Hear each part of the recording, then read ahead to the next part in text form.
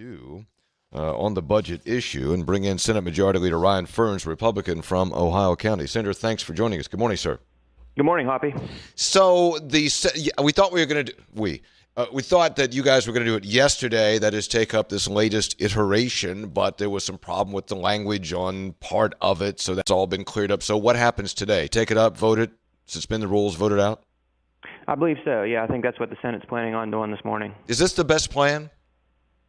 It is I think the Senate's original position was obviously that we wanted a more aggressive reduction in the income tax, but I think that this is still a great plan for working West Virginians. It's still a tax cut for working West Virginians. It's a plan that will lead to economic growth and prosperity, and I think it's a great plan for us.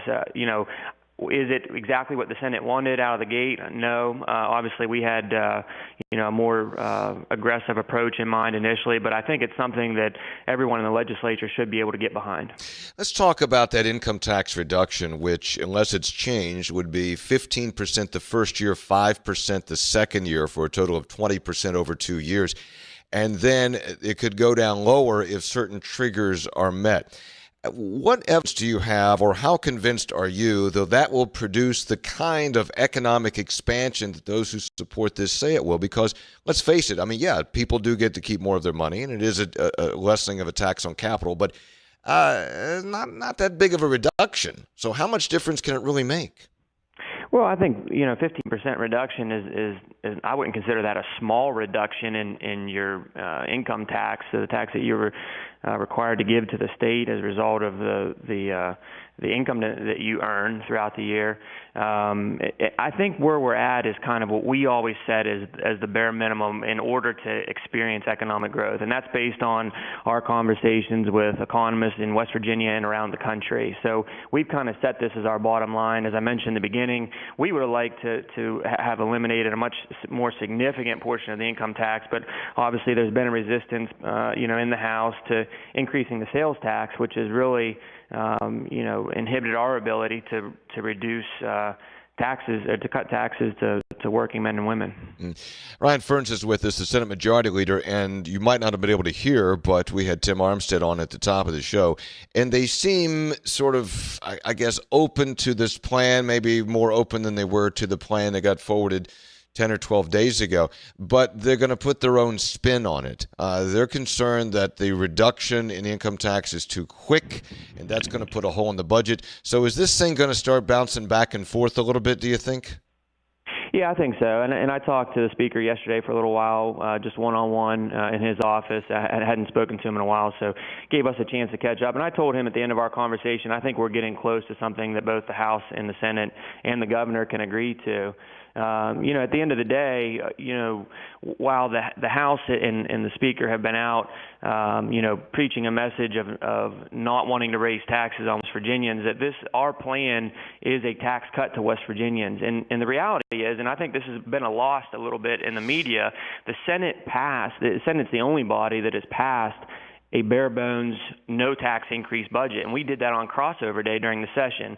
That budget bill saw no action by the House. So we came back with an alternative plan that included tax reform that we believe will lead to economic growth and job creation in West Virginia. So if this plan isn't going to work, then I think at some point it's incumbent upon the House to show us if they're not going to act on the no tax increase budget, and they're not going to act on the tax reform plan by the Senate, then what is the plan that they're willing to support? Yeah, I think that's completely fair. I think it's completely fair to say, okay, if you're not, and I think they will, I believe, come back with a counter proposal to what you guys are expected to pass today. What is your take on now the revised road plan? And that is to raise the privilege tax when you buy a vehicle, which is kind of a funny name, from 5% to 6%, and then the gasoline tax, massage that a little bit and make it about 4 cents a gallon or 4.5 cents a gallon, which would be at the wholesale level, to raise about $130 million a year, and that could be spent as is or used as a revenue stream for bonds. What is your take on that plan? Well, I think it's a slight variation from what we saw before. I'm not totally opposed to it. I think it's reasonable. I always look at it from what makes good tax policy, and using revenue sources that are kind of in conjunction with what you're trying to fund. I think is a good tax policy position. I agree with the speaker on the notion that I personally would prefer to see the bond pass first. But if we're just talking about these mechanisms as a source of revenue for roads, I think it's a reasonable plan. So does that mean that you would support the taxes first and then the bond, or the bond first and then the taxes? I would prefer the bond first and then the taxes. I'm not even certain, and I've been talking with some of our attorneys about whether or not, if the bond isn't passed, what then happens, to the tax revenue that's generated. So I think the proper order would be to have the bond passed first. Okay, the bond passed first. All right. Mm-hmm. Where and you all were taking up that bill? Will that be in committee or be where is that? Do you know? We're just getting these bills this morning, okay. and our staff actually, while you were interviewing the speaker, I was running back and forth to talk to our attorneys and analysts and try to get an idea of what all is in everything. And so I think it'll be determined by what is in the bills, and if we have any concerns about anything that's in there, if there's anything that needs to be tweaked, then we might end up sending it to committee. If it looks good and our caucus and the Democrats are on board with it, then we could possibly run it out today. Senator Ryan Ferns, who's the majority leader in the Senate, is on with us, Republican from Ohio County. So is this the week we finally get a budget? I think it very well could be. I'm optimistic.